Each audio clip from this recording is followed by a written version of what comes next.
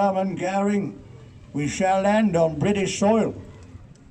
What he hadn't anticipated was the bravery of our fighter pilots and our wonderful Spitfires and Hurricanes. Let's give them a round of applause.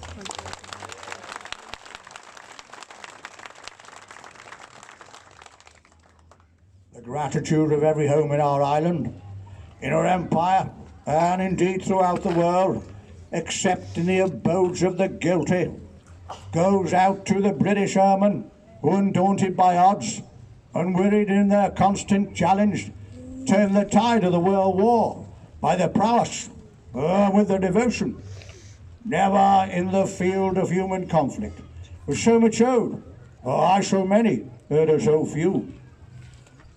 I would now like to recall for you an extract of the Battle of Britain speech which I broadcast to the nation during this country's darkest hour to stifle the resolve to fight on. I speak to you as your Prime Minister, and above all, the cause of freedom. We are now threatened with a planned invasion by the Nazi tyranny. We will not yield to Hitler's greed for world domination.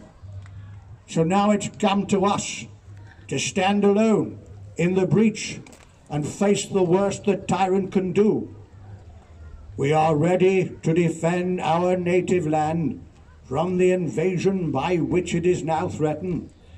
Shielded by our navy, our airmen from above, we await, undismayed by the impending invasion. Perhaps it might come tonight, perhaps it might come next week, perhaps it will never come. But be the ordeal long or short, we shall seek no terms, we shall seek no parley. Hitler has not yet been withstood by a country with a willpower equal to his own. We shall defend every village, every town, every city. We'd rather see London laid in ruin than tamely submit and be enslaved. I am bound to state such facts and reassure our people that around us we have the strength of the Royal Navy and the protection of our airmen. I stand ahead of a government with one bond that unites us all, namely that we shall endure whatever lies ahead to preserve the cause of freedom. You ask, what is our policy? It is to wage war by sea, land and air with all our might and with all the strength God can give us. To wage war against a monstrous tyranny never surpassed in the dark and lamentable catalogue of human crime. That is our policy. You ask, what is our aim? I can answer in one word: victory. Victory at all costs. Victory in spite of all terror. Victory, however long and hard the road may be, for without victory there is no survival. The Battle of France is over, and the Battle of Britain is about to begin. Soon the whole fury and might of the enemy will be turned upon us. We have before us an ordeal of the most grievous kind. We have before us many, many, many long months of struggle and of suffering. I have nothing to offer but blood, toil, tears and sweat. We shall go on to the end. We shall fight on the seas and the oceans. We shall fight with growing confidence and with growing strength in the air. We shall defend our island, whatever the cost may be. We shall fight on the beaches. We shall fight on the landing grounds. We shall fight in the fields and in the streets. We shall fight in the hills. We shall never surrender. Upon this battle depends the future of all civilization. Upon it depends our own British life, and all that Britain is, and all that Britain means. Hitler knows that he will have to break us in this island or lose the war. If we can stand up to him, then all of Europe may be free, and the world can move forward into broad, sunlit uplands. But if we fail, then the whole world, including the United States, including all that we have known and cared for, will sink into the abyss of a new dark age.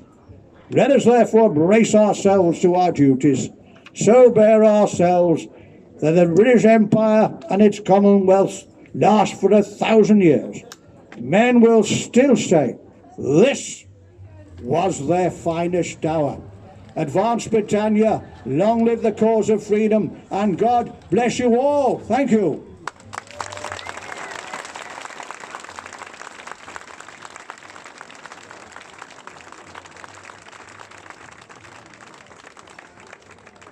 Ladies and gentlemen, this country went through 6 years of hell, and in the 8th of May 1945, Germany surrendered unconditionally.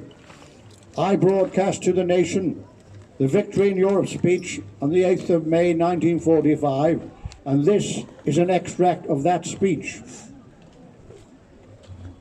I speak to you as your Prime Minister, and above all, the cause of freedom. Today is Victory in Europe Day. This is your victory. It is a victory in the cause of freedom in every land. In all our long history, we have never seen a greater day than this. Everyone has tried. Everyone has done their best. Neither the long years or the dangers or the fierce attacks of the enemy in any way weakened the independent resolve of this great British nation.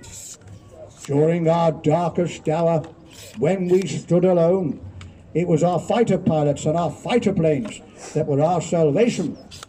But it was the bombers, together with our gallant allies, that provided the means to victory.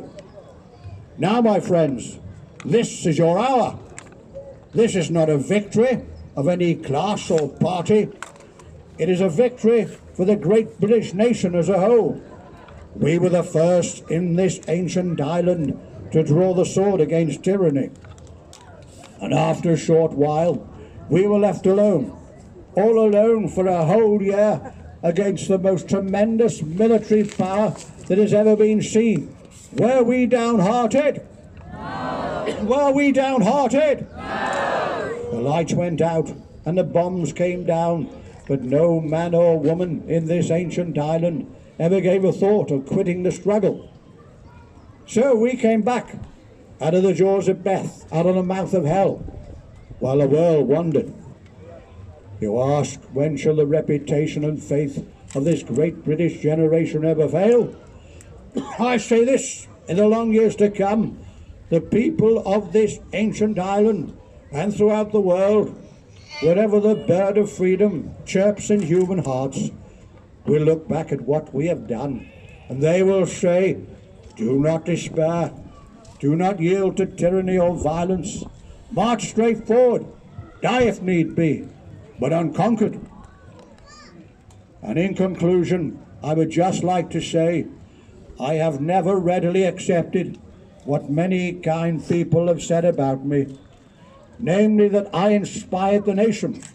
Their will was resolute and remorseless, and as proved, unconquerable. It was the nation that had the lion's heart. I had the luck to be called upon to give the roar. Advance Britannia, long live the cause of freedom, and God bless you all. Thank you.